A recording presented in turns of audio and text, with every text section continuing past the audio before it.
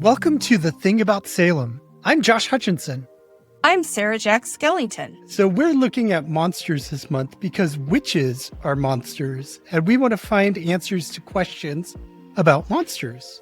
What is a monster? Why do we need monsters? And why do we treat humans as monsters? What does that do for us? Today we're joined by returning guests, fellow podcasters Sean and Carrie of the amazing podcast Ain't It Scary with Sean and Carrie, to talk about the internet's most infamous creation. We're talking Slender Man, the faceless boogeyman born in the digital age. And we end up talking about Salem because, of course, we do. We always find our way back to the witch trials. Let's get started. We thought it would be interesting today to talk about Slender Man in particular. I think your audience will be familiar with the concept of Slender Man, but that is a story that has evolved from basically a post on an image board to something that eventually jumped in a very scary way into real life and into the news. Yeah. It's sort of a case study on internet folklore, which is kind of one of the most popular kinds of new age folklore nowadays, is because, like, how is everyone connected? Usually back in the day it was word of mouth or books and things like that, but now with the internet things move so quickly and you can connect to so many people across such a vast space that these stories really spread and evolve and take on minds of their own, even more than the urban legends we grew up whispering at summer camp. So these internet-based urban legends, they're called creepypasta. And that's kind of from the term copypasta, which was like those emails that you'd get back in the day that was like, copy this and then send it to 10 friends or you'll have bad luck or whatever.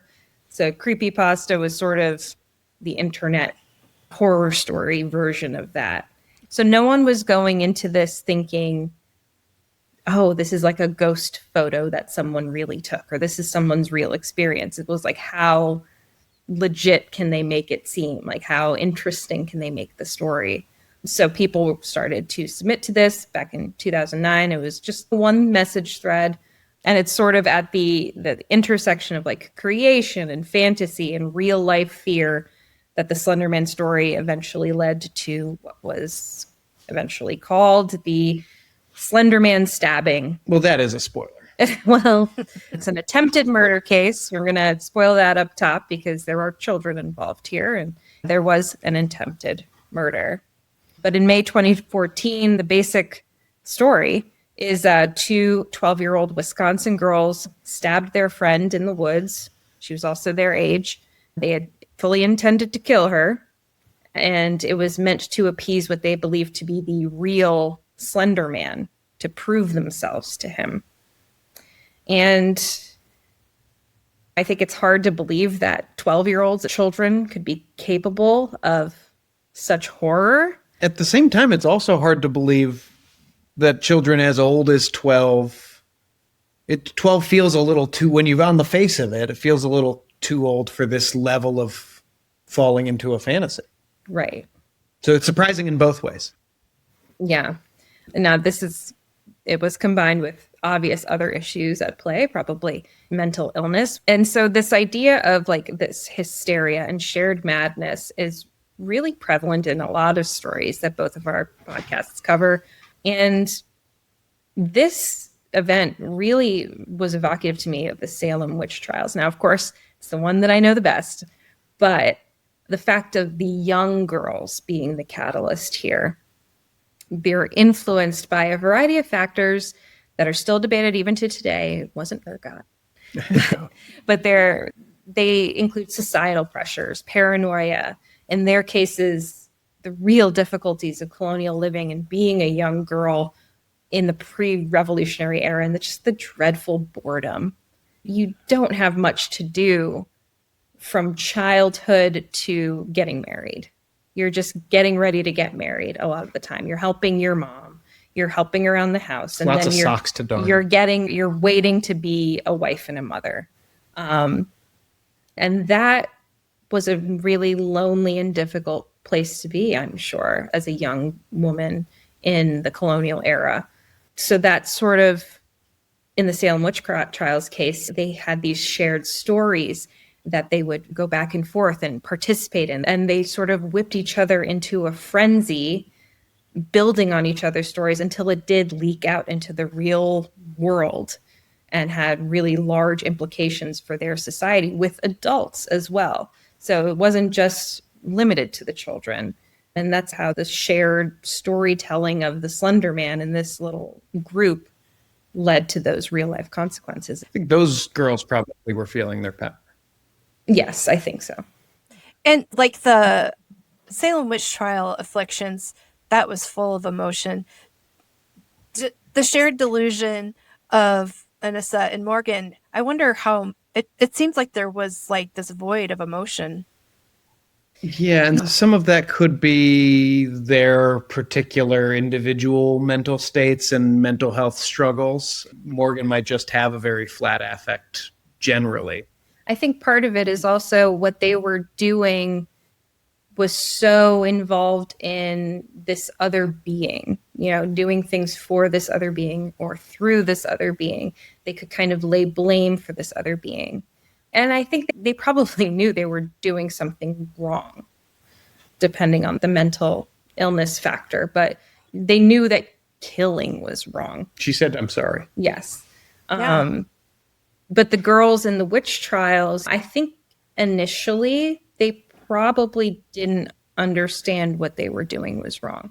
Eventually, things escalated to such an extent that it was like, oh, people are dying. This is getting serious. But I think they had the fantasy. They thought they were in the right. They thought they were doing what was right in a way. I think. They put a baby in prison pretty early. They did. I think by that point they were probably figuring it out. But initially, and again, they have childlike motivations too. They don't want to get in trouble. So they have to start blaming other people. And then eventually they're whipping each other into a frenzy of this is really happening. And then they have to keep the ruse going because again, they could get in trouble. Like it's a very childlike thing, but has these really drastic implications in the lives of so many people. And that's what happened in the Slender Man stabbing as well.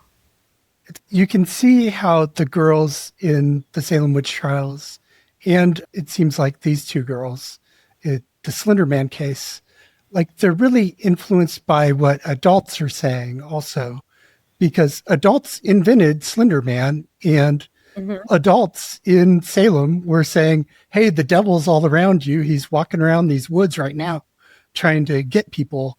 So, they're on heightened alert, believing what the adults say. And then the adults are reinforcing them and saying, okay, good job accusing that person. Why don't you accuse another? We're going to have that person arrested. We're validating your accusation. So exactly. If your mom's telling you the devil's real and you don't have a lot of outside experience in the world to tell you that it's not real, you're going to believe that it's real. And if your mom is telling you, I don't want you looking at that Slender Man stuff anymore, it's not right, then part of you as a child might think, well, maybe there is something like, why is my mom afraid of him if he's not real? Why doesn't she want me looking at this? It is eventually like they are two stories told by adults to children, and the children take it and really run with it for different reasons. But it's interesting that they're the young women and feeling, I think probably both of them did feel powerless. I think any 12-year-old girl kind of feels powerless in a way of the changes going on around her with her friend groups, with her microcosm of society, with her body, things that you're not understanding how you're feeling from moment to moment. Sometimes you feel powerless. So you can either take action in the Salem witch trials case, or you could be a proxy to another being and not have to make these decisions for yourself. I was just thinking one of my favorite, it's more than a character because she's a real person, but Abigail Hobbs, she had the most wild confession about her contract with the devil. And I was just thinking, man, how would have Abigail Hobbs, what would have she had to say about Slender Man? What actions would she have taken? But Slender Man. Yeah. Yeah. Do you think any of those? I mean, obviously, those are all coerced confessions to one degree or another in witch trials. Do you think people get into, and do you think any of those people got into a place where they were just like, ended up in the delusion with everybody else? Or is it always a case of, please stop hitting me? I saw. I'll tell you whatever you want to know. I wrote in the book. Well, Josh, what do you think about Abigail and Slender Man? Well, I think Abigail Hobbs, she confessed, I think, because she wanted to. She's like an outlier. She's a 15-year-old girl who's like the wild child of Topsfield, Massachusetts. Oh, yeah. She I remember her, yeah. like has a lot of squabbles with her stepmom, and she like has the habit of telling people before the witch trials, like, oh, I know the devil. He'll come if I call him. Things like that you shouldn't be saying at any time in 17th century Massachusetts. But I think that she was like, yeah, I know the devil. What of it? And she felt she had a certain cachet because of it. By the way, I know you have the trial of George Jacobs up on your wall there. We do, yeah. So we have, so my parents my dad's an English teacher, and growing up, we had the famous portrait of Nathaniel Hawthorne over our fireplace we got it at the House of Seven Gables. He was, my dad was a big fan. And so when we moved in here, he gave it to us, and we were like, I really like these paintings. And I think it's just, I don't know. I like it. We've themed this dining room around Salem, Massachusetts. We have the witch house on one wall. We have Hawthorne there, and I always think companion piece, actually, those two big witch trials paintings. They're such, and again, it's the witch hunt, the witch trials that I'm most familiar with, and most people are. But it is one of my particular interests, and I think something about the reminder of what we can do to each other when we're not civil, when we don't talk, when we don't try to understand each other. And these are things that I really value, is like civil discourse, empathy, trying to understand each other. That's really important to me. So that's why I like the reminders of, in a weird way, it reminds me of my own like moral hierarchy, I guess. And the importance of critical thinking. Yes, critical thinking, very important now, maybe more than ever, but certainly then too. Yeah, definitely. When you're confronted with some of these ideas, like that your neighbor is a witch, you should stop and think for a minute on that. Like, could there be another explanation to why my butter soured, or why my pudding split down the middle? Which are things that happen. You say in that, trials. Josh. You say that, but she looked through the window right when I took the sip of the sour milk. So if you were here, I think you would agree with me. They were in such a reduced experience of the world, like children.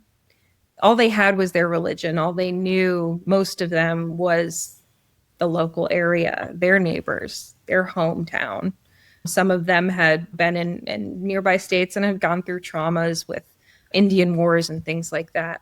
But all they knew was their very, comparatively to nowadays, they didn't have the internet, right? But they're smaller realities. They're very insulated communities. And in the Slender Man stabbing, it is like a very insulated situation. There is this connectivity to the internet and stuff, but the access ends up just making them more and more obsessed with this one thing and feeding into it on each other. And they don't have the life experience of an adult. They haven't traveled. They haven't met a lot of people. So it's easier to believe certain things when you don't have the experience not to. Also, when you're forming a personality, when you're an adolescent, a teenager, even though I would say this applies through college and for some people through their 20s, you are looking for things to build that personality around. And sometimes you can become obsessive about something just because you haven't figured out what else you're really about yet. You're trying to find the thing. And I think it's harder for some people than for others.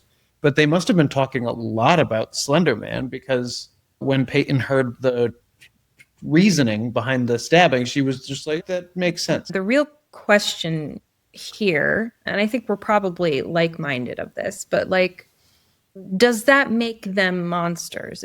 This monstrous act, planning this monstrous act? Can 12-year-olds be monsters?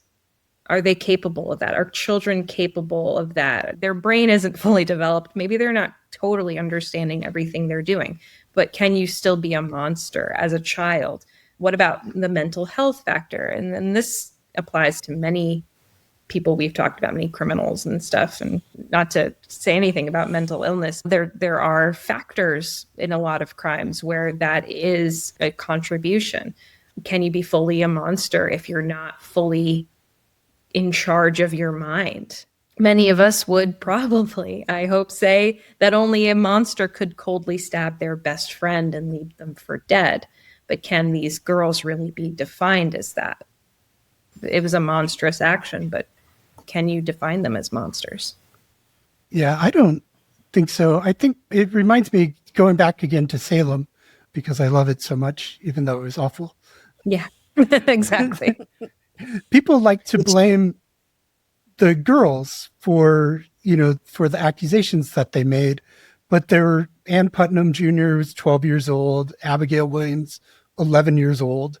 How much responsibility could they possibly bear if you were going to try them for, say, false accusations or something?